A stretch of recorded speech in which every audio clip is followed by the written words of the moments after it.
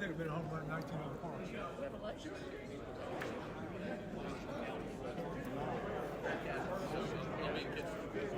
told me 10, so I'm sticking to 10. My father. Good afternoon. It is wonderful to see each of you today. Thank you for coming out. I will say I am very thankful for you. And when I think about different things, make new friends, but keep the old. One is silver and the other is gold. And so I will come back to that, about where that was first started and who said it, in a few minutes. But let's begin with our defining statement. Kiwanis is a global organization of volunteers dedicated to improving the world, one child and one community at a time.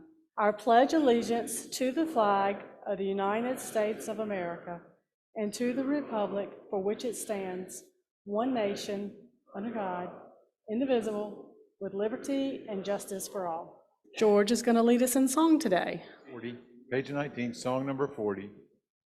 Prayer of Thanksgiving, the 1, skip the chorus, and the 2.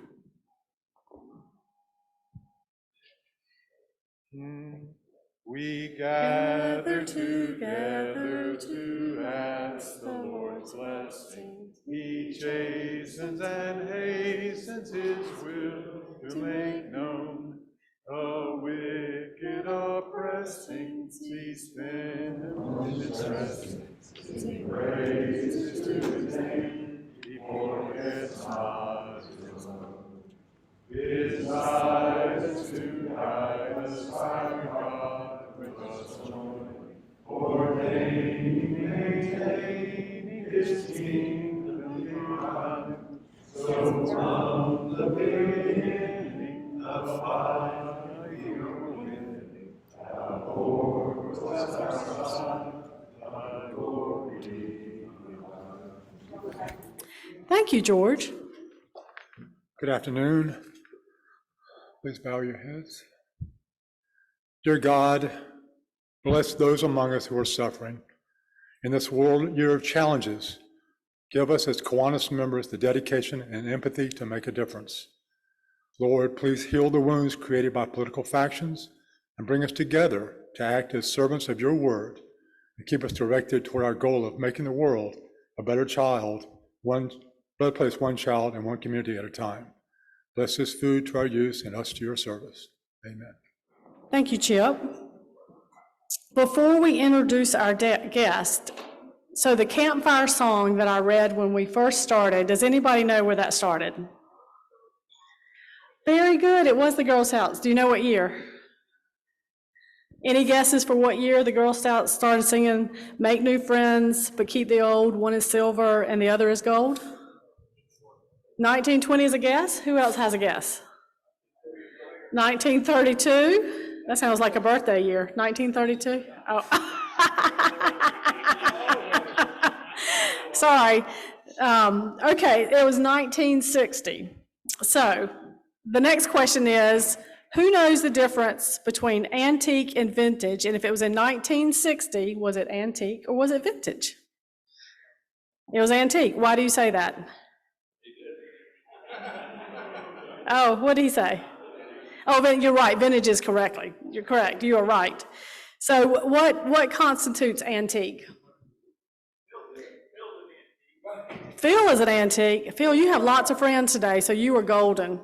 What makes it? So Riley's going to tell us a lot about this in a little bit. But what makes something vintage? Who knows? Tarver, you raised your hand. You're vintage. So how many years makes it a vintage item? Vintage, not antique. 25 to 40, you're exactly right. And what makes it antique? 100, that's exactly right. So now we have a modern vintage, but we won't get into that. We'll save that for later. But just think about what the difference is, and then what does it really take to be classic? Just awesomeness. Okay, well, I think Riley, will you tell us that in your presentation about what makes us classic when you come up and talk later? So he's going to fill us in on all that. So stay tuned. And now we'd like to introduce our guests. So if you have a guest, please raise your hand and we will bring the microphone to you. I have a former member back with us, Jeff Ellington from Burlington. So welcome him back, and hopefully we can entice him to rejoin. That sounds like a great idea. Good to have you. Okay, well, welcome. We're glad to have you with us. And now, Francis, will you help us out with membership welfare? So we're going to have a slide up that will show everybody's birthdays. I know there are a lot of birthdays. And can I interject one thing? Frank told me when I walked in today, we're not going to celebrate birthdays any longer because we didn't want to get older. Okay. Very smart. Okay. So y'all can look around you and congratulate all of our November birthdays. And then we had a lot on membership welfare. Mac Jenkins had knee surgery and is recovering. Leslie Jones has had back surgery and is recovering. Charlie Wheelis and Randy Hartley are still in recovery mode from their trials. And then Bob Brooks shared with us that Howard Hadley has had surgery that impairs his voice, but he would love to hear from any of us. Anything else? We could send him an email. He may not can talk as he's going through his treatment, but would love to have an email or a card. Okay, great. And one more. And then Nancy, Clay Taylor's wife and the mother of someone really near me. She has been in the hospital, but she's doing fine right now. She's still in ICU. Yeah. And so we'll keep her in our prayers. Please keep her in your prayers. Absolutely. And the last thing is Susanna Robinson was in a T-bone accident, but she is recovering. And she's a recent, And she's right. here. Good to see you. Are you recovering? All in one piece, thank you. Yay. Okay. So glad to see Thank you. That's it. And we do have announcements, and Courtney's going to lead us off with a few announcements, and Dick will wrap up the last announcement. So I sent out an email with a link to the Sign Up Genius. So I will be resending that again on Sunday. And thank you. We have had a really good response for that. We do still need, though, I need one person to help with the meal for the Salvation Army on Friday, November 25th, which I know is the week of Thanksgiving. And we do still need two to sign up to ring for the Salvation Army bell ringing, which is on Saturday, December 3rd. That's from 5 to 7. And the Boys and Girls Club, we've had a really good response from that, but we still do need some more help on that. So please check that link, and if you can sign up, that would be great. And also don't forget about the Happy Holidays parade with Holly Springs Kiwanis. They still need some help too, on the 9th and the 10th of December. Hi, I am Dick Heidgard, and my claim to fame is I am married to Linda Heidgard, who just retired at Poe Elementary School as a social worker in Wake County after 52 years. So I'm married to a saint. And the reason I say that is that a couple of years ago, she said, listen, we've had a major sponsor back out on our Christmas angel tree program. And I said, what in the world is that? And he said, that's where we give presents to the poor kids at Poe Elementary. Poe Elementary is right off of Pool Road. And while it is a magnet school now, it is a very poor, mostly there are a lot of poor kids there that quite honestly don't have a chance to have a decent Christmas. And I said, well, what do you need? And he said, well, we would get cards, gift cards for Christmas, and they backed out. And I said, well, let me see what I can do. I know some people at the Kiwanis Club. It came out, and where's El Pool? Right here on the front. El Pool, I mean, tell me if I'm not right. I said, El, we need a little help here, but what can we do? And so what we did was, my wife came, and the next week, Gloria, gosh, what's her name? Rosario, Turco, she's from Colombia originally. She has now replaced my wife. And so what we did was we took a little bit of money from the Kiwanis Club and took contributions from you all.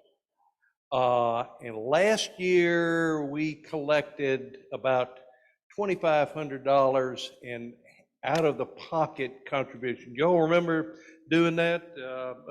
Elle and Frank Manson and I just kind of stood around and it was amazed. With this year, we need more than 2,000. The Kiwanis Club is, now we got our fiscally responsible president up there, says we're not giving you any money, so there are 90 identified kids. There are 90 identified kids that need help. Those are kids that more than likely would have very, very little or no Christmas without maybe some help that we did. And so what we did in the last 2 years, we took the collections and went to Walmart and got a $50 gift certificate for these little kids, and it was wonderful. And not only that, I think the club went over and made the Poe Elementary there, what kind of special club, of a special school. Yes. Now, so they're doing a lot of other things. And it all started with the great contributions from people taking money out of their pocket, either checks or whatever, or cash. And Linda and I go to Walmart, get cards, and they hand it out. Gloria will be handing out. So next week, I'm going to have Gloria. We're not meeting next week. We're not meeting next week. 2 weeks. Mhm. In 2 weeks, in the first week of December, Gloria will be here and my wife will be here. She didn't know that, but I'm going to bring her anyway. And hopefully we can get some help from you guys as we have in the past. We'll do the best we can. Ella's going to help me. Have I already asked you? Is Frank Manson here today? Frank is not here today, and he's going to help me. And Phil Kirk's walking out, and he's going to help me. Yeah, thank you. And we have adopted Poe as our school. And so we are all asking everyone to thoughtfully consider what they can do to help with the angel tree. And Dick will spell his name for us, because if we write a check or if we give cash, we'll be making those checks to Dick so that he can buy the gift cards for the school. We're going to make a complete list so that y'all don't get me arrested on this thing. We appreciate that. Thank you. Thank you.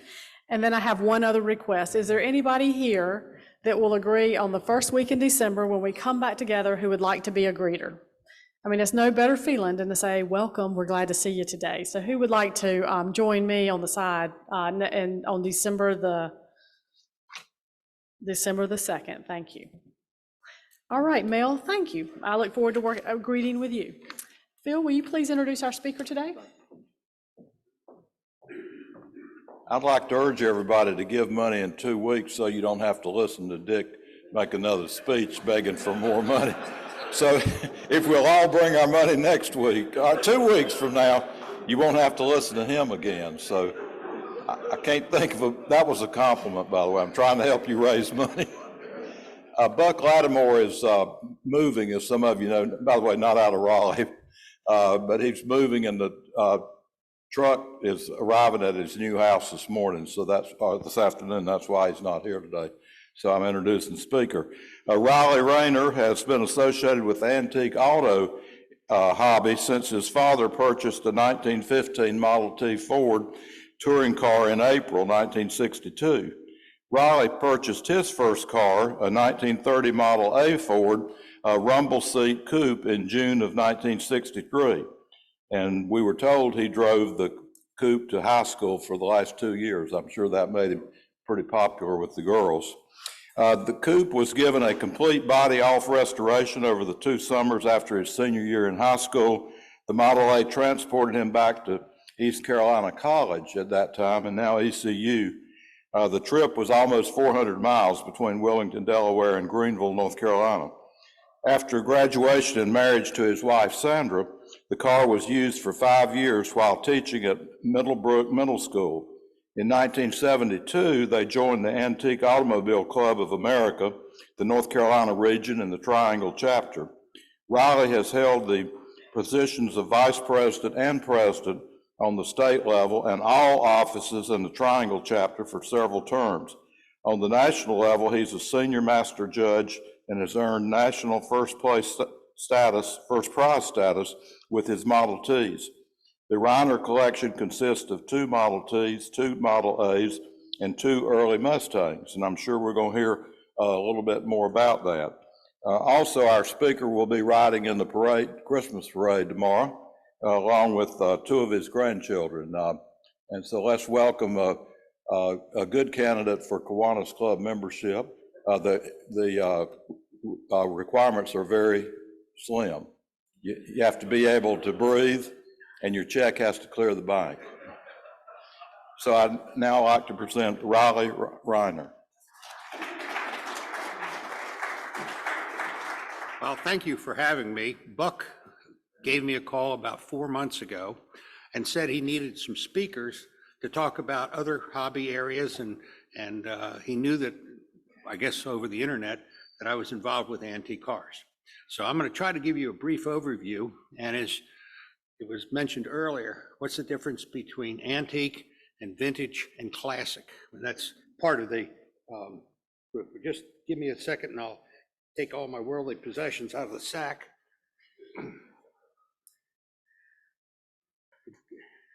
To give you a very brief overview, there's a lot of misconceptions about antique car people. Number one, we're not all as rich as Jay Leno. Number two, we're not eccentric millionaires. And between those two, we get quite a few questions. But hopefully Mr. Leno will be mending soon. The Antique Automobile Club of America is the oldest organization of antique car collectors in the world. It was started in November of 1935. And quite frankly, if anyone thinks back, 1935 was right in the middle of the Depression. There were 14 men who got together in Philadelphia, formed the club, and by the time it was starting to get off the ground, along comes World War II.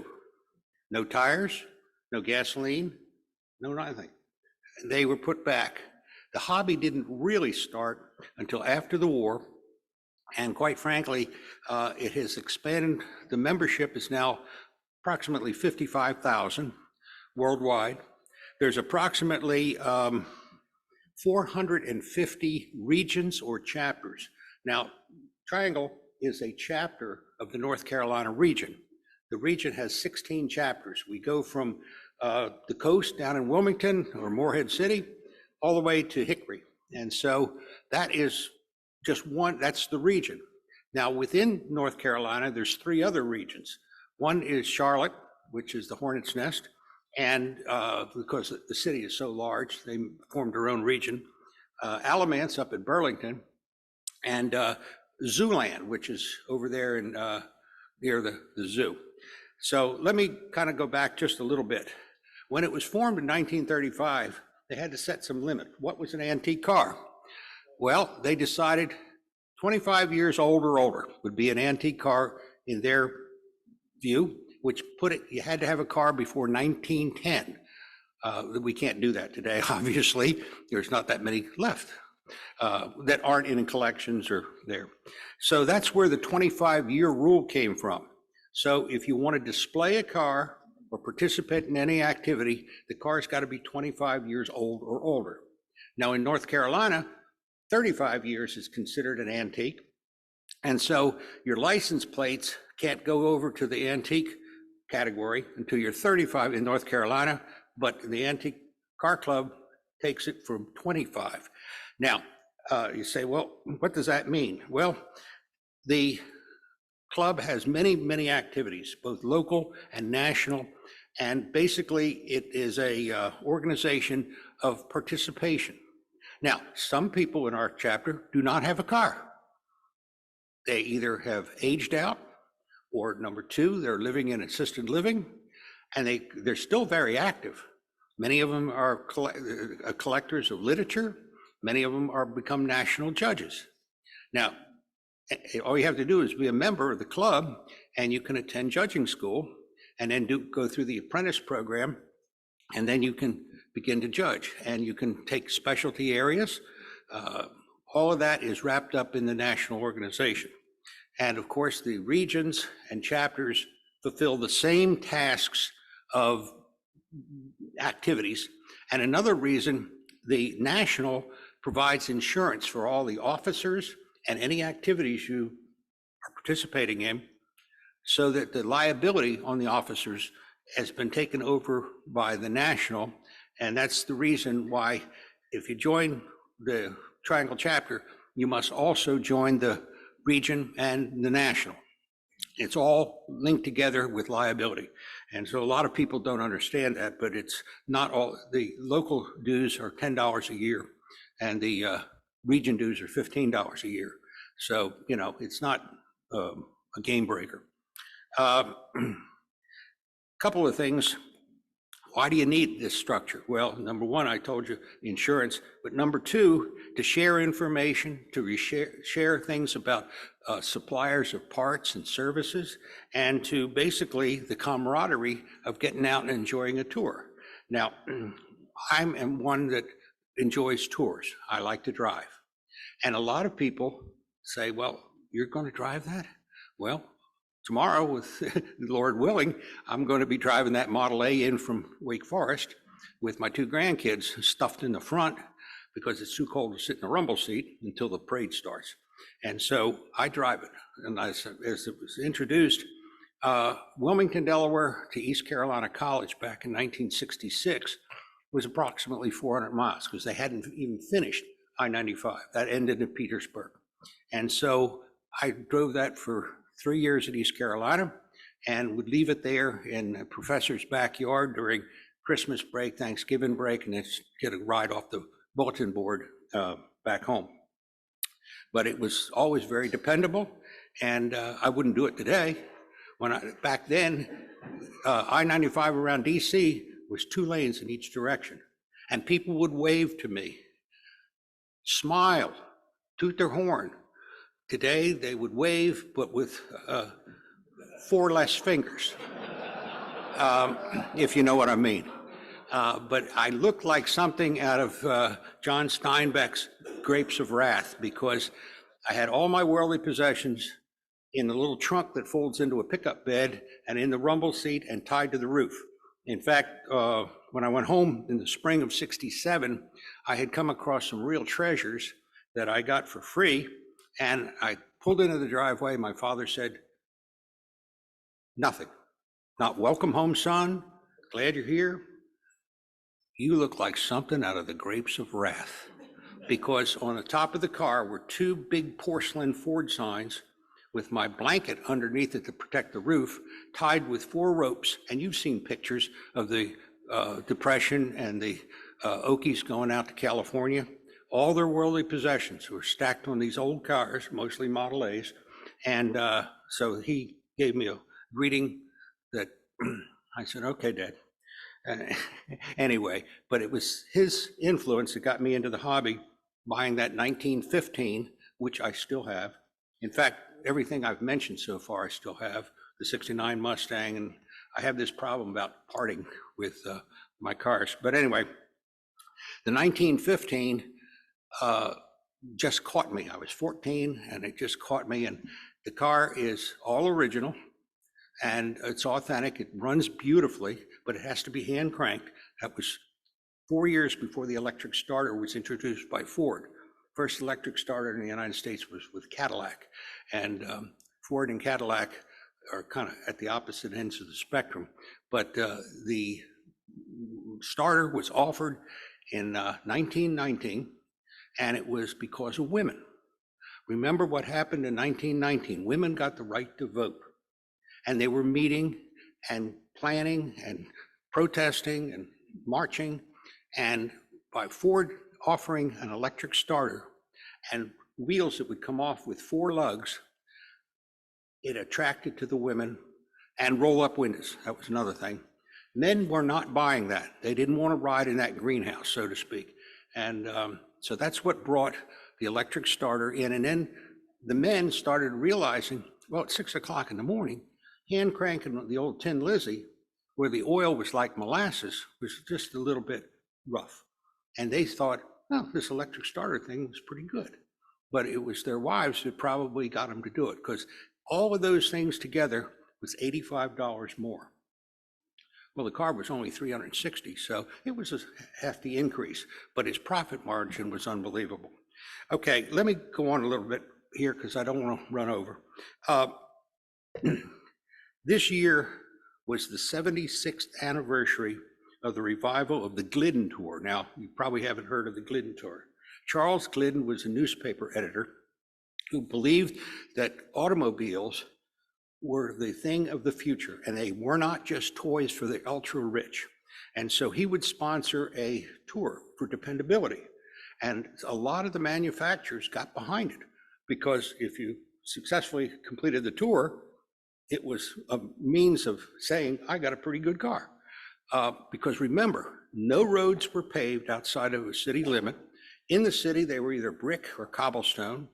And I'll take you for a ride over a cobblestone road in a Model T, and you'll spend most of the time up in the air.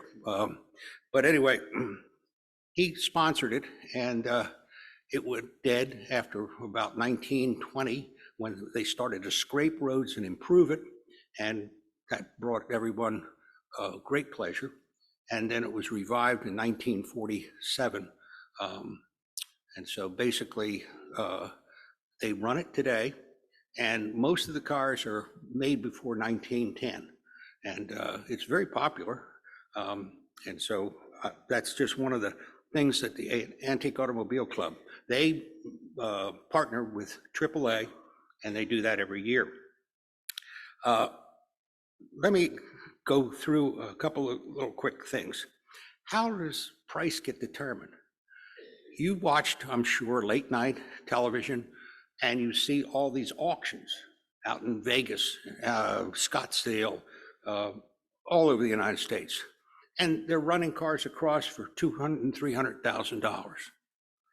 Everyone says, your Model A is worth $100,000. No, it isn't. The whole thing on pricing is it's just negotiation. There is no blue book to tell them how much it's worth, because all of them are junk. I don't care if it's a national first prize winner, they're junk. You cannot use them every day.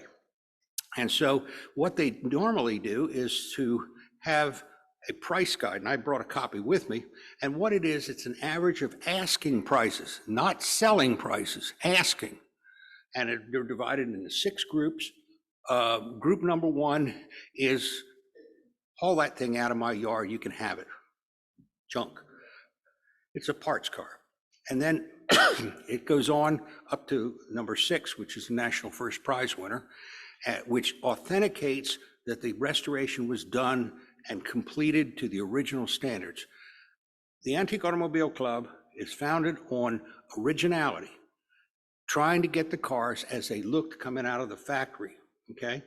It is not custom, it is not street rod, it is all based on originality. And you say, well, how does that happen? Well, it becomes a matter of going, looking in flea markets, hearing somebody has some parts, and it's kind of a very loose organization. Now, nationally, I can get any part for any Model T or any Model A in 3 days. Tires are included. All are basically available nationally. We don't have any dealerships in Raleigh, to the best of my knowledge, that deal with any of the parts. So all of those, now that's for Model A and Model T because they are so collectible. Other cars, like 55, 56, 57 Chevys, they're very collectible, and there's lots of parts being remanufactured for them. Excuse me. So you say, well, how do you find them? There's all kinds of ways. There's a magazine I brought here called Hemmings Motor News. It has hundreds and hundreds of cars every month. It's a monthly, and many of them are across the United States. And so you kind of take your chance. You hire maybe somebody to go in and appraise it for you. But basically, that's one way. Hand-me-downs, that's really growing because some of the older members are giving the cars to their younger siblings or grandchildren. And now the grandchild shows up with it. Now, what am I going to do? Well, then they become for sale and you find them in Hemmings.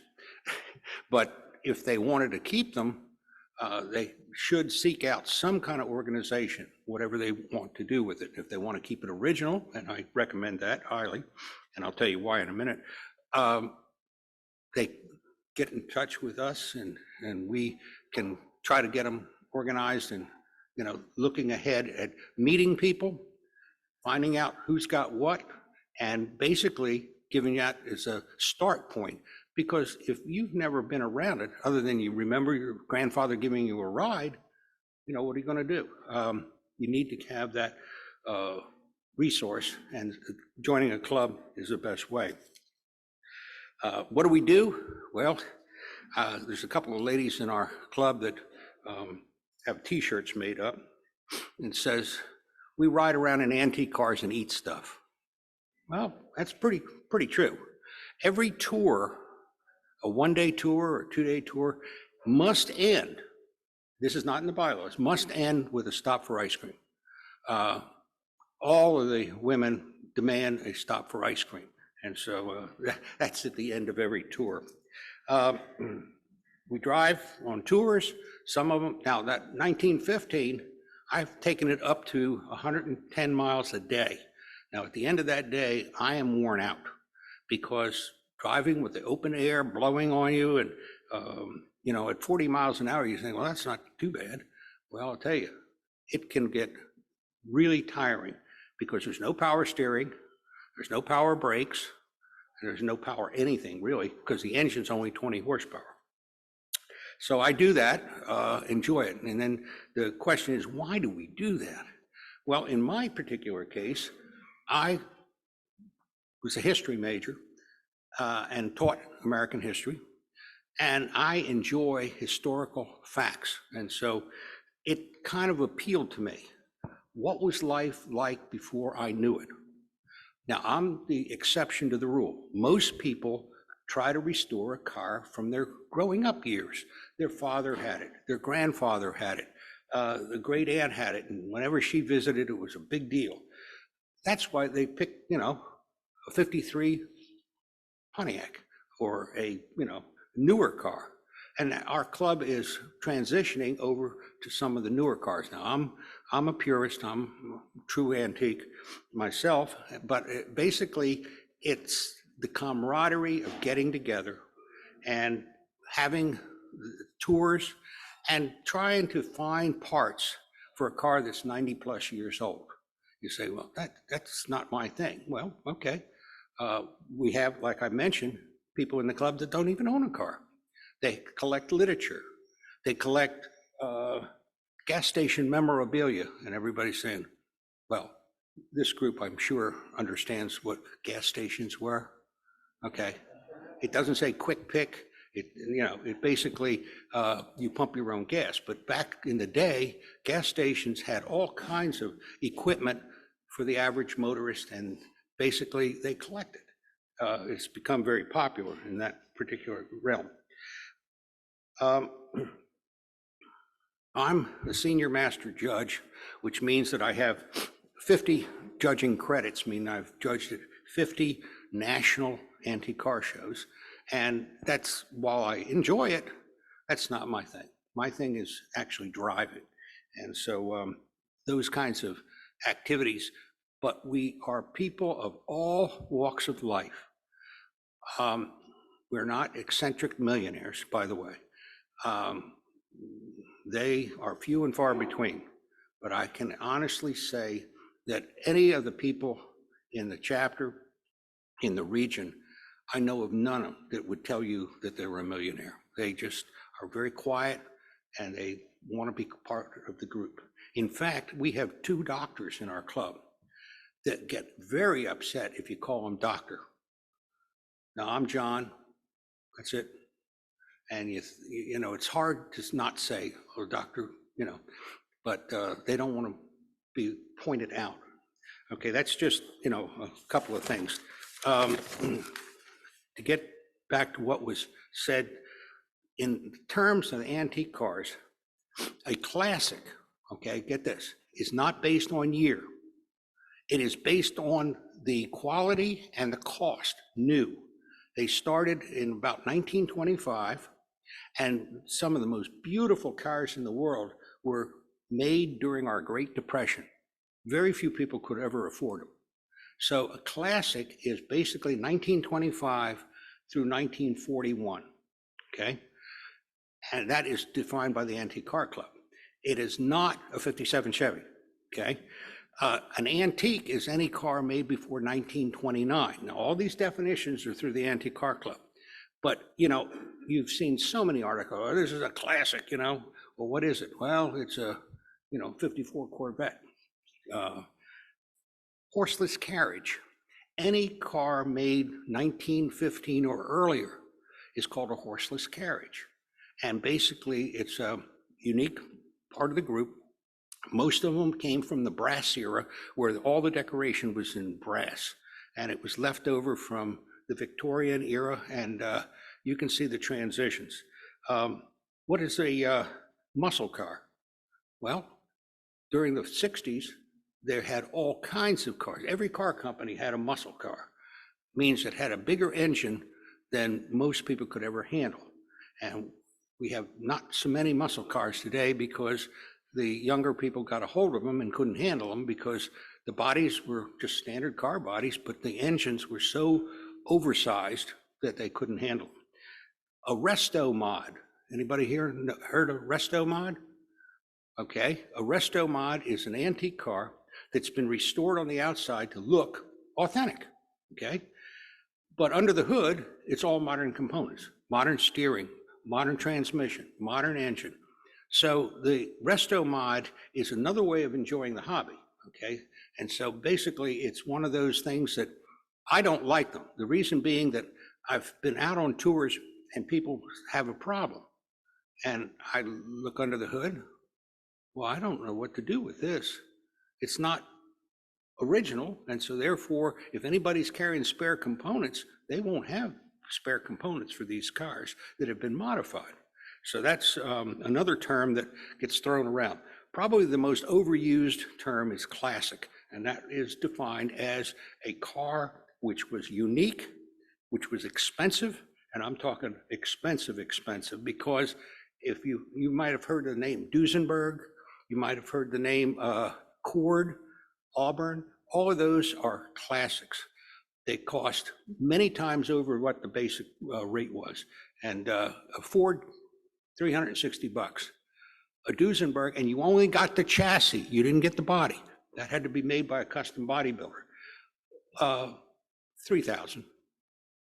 And so you're looking at the Great Depression, a chassis costing $3,000. Now you have to go out to get a custom body company to put a body on that.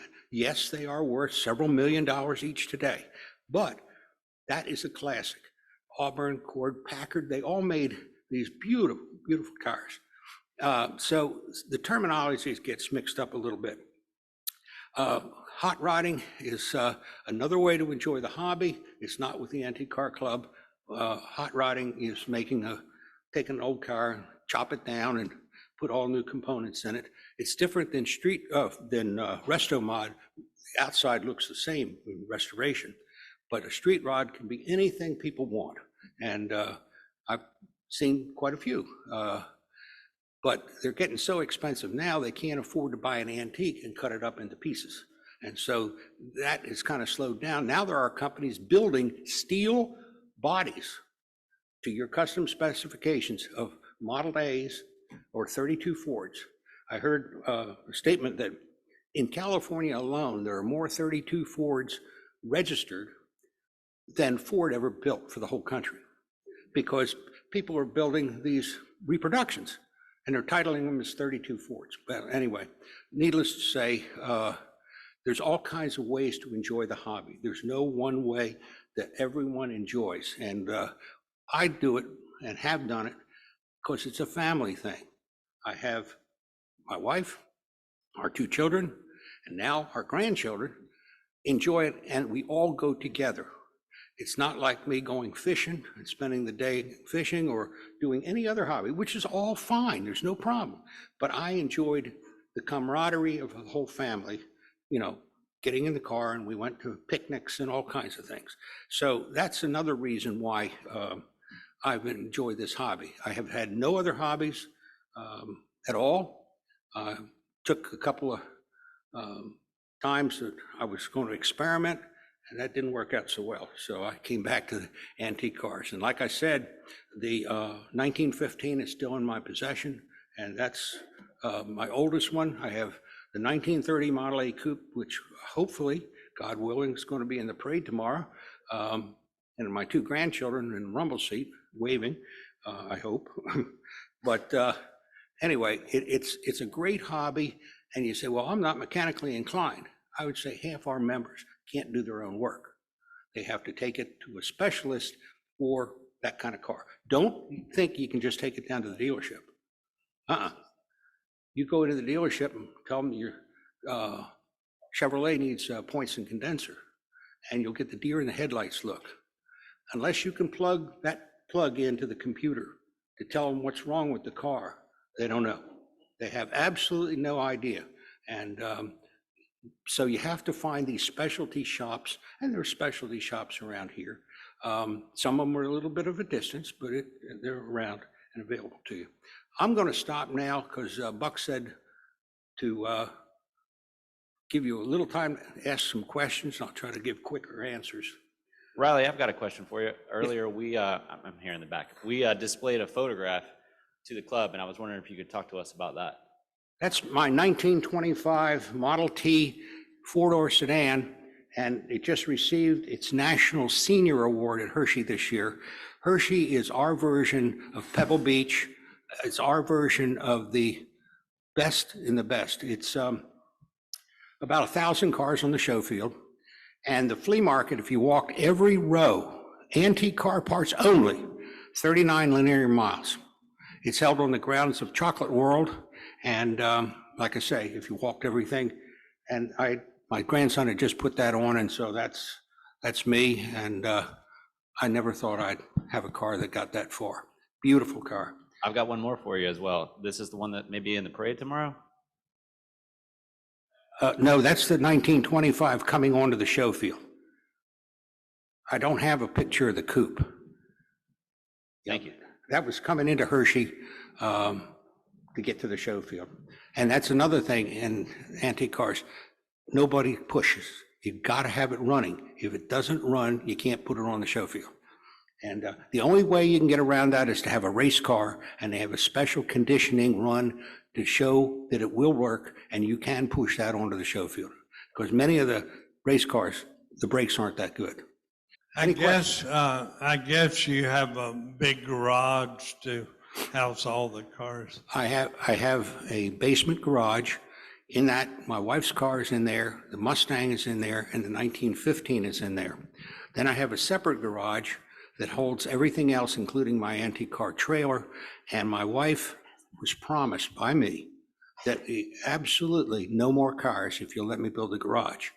The foundation wasn't out of the ground until the car you saw in that other picture, the 1925, was offered by a friend who was dying of leukemia. And my wife had always called that car the wedding car because it carried my daughter and son-in-law and son and daughter-in-law from the church to the reception. And so she named it the wedding car. So I went in and I said, the wedding car is for sale. Okay. She knew that the man who restored it was sick. And she, okay. So she did. Tell me about cranking a Model T. Is it likely to break your arm? Only if you do it incorrectly. Now, a lot of people think those old cars, they'll break your arm. And the main thing about it, and my 14-year-old grandson's the best cranker we've got in the club. You put it in, you always put your thumb below the crank, and you crank it with an open palm, and you lift it and spin it. Now, if it should kick back on you, it's just going to hit your hand and throw it away. If you wrap your thumb around it, and a lot of people in this room may have gotten a broken wrist by cranking an old farm-all tractor, but they will kick back if you're not careful. And you have to retard the spark, means set it at top dead center. Two quick questions. One, have you ever been to the showroom at Raleigh in Virginia, where the caverns are? Yes. Those are some of the nicest old classic cars. That's a very old museum, and it's been there for quite a while. I have been to that collection, yeah. And then my next question is, I know you're trying to keep this short, but why did gasoline win out over electric vehicles at the turn of the 20th century? Electric vehicles at the turn of the century were equal in number of produced that the gasoline car and the steam car was. The reason gasoline won out, the battery technology was not there. And quite frankly, they were heavy lead acid batteries. Now, I'll tell you something you didn't know. Mrs. Henry Ford drove an electric. And you say, what?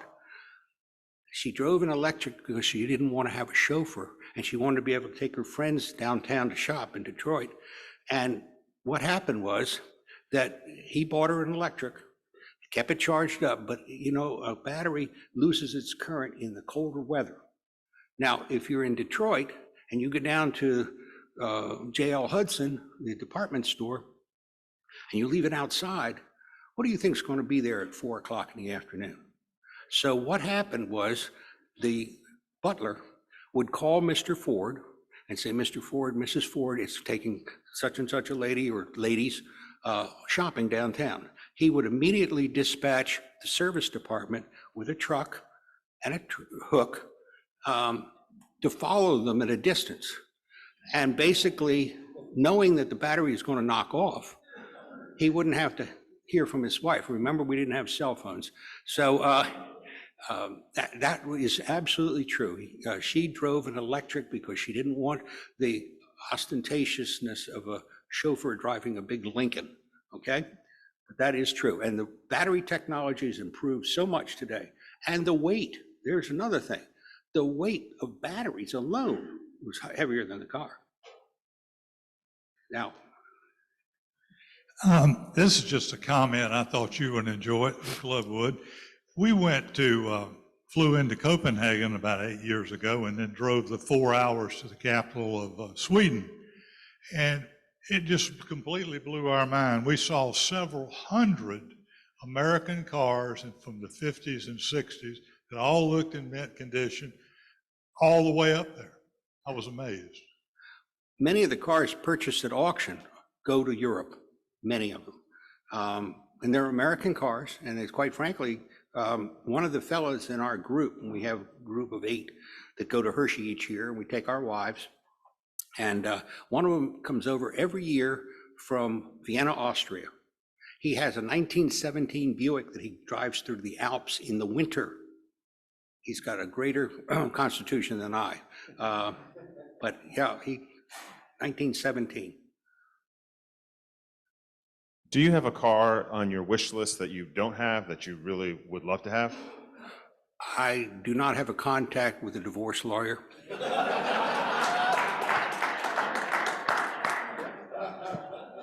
I figured that I overstepped my bounds with getting the 1925, but that's, no. Basically, I have a beautiful garage and love it. That's my long wish. I have a lift in it, and my grandson and I work out there when he's not doing his schoolwork. So thank you for joining us today, and you've given us a lot to think about, whether we're antique, vintage, or classic. So we'll talk about that in a second, but I want to thank you.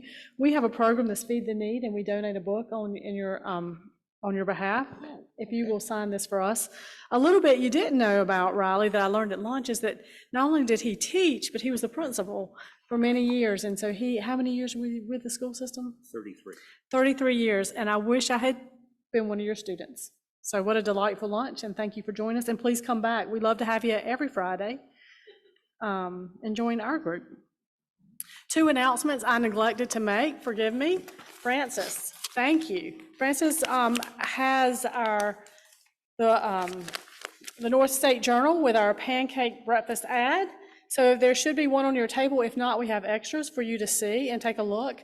The unofficial numbers are coming back stronger than we had anticipated. We're running close to 29,000, but the official numbers will be in the new December newsletter, so keep your eyes out. And the second announcement that I forgot to make, and Phil mentioned that, is we have a membership campaign going on right now. Robert has put out there for the person who brings in the most members from October to December that he has given them a $250 gift card to the Angus Barn. So let's see how those how many members we can get in the next few weeks. Thank you again. Thank you. Don't forget, our next program is not next Friday, it's the Thanksgiving holiday. So safe travels, be safe, and we are thankful for you, and take a minute to think about what you're thankful for. And our next meeting is December the 2nd, and it's one of our very own Leanne Saunders, who is talking about integrated solutions, how her 3 companies support the American truck driver.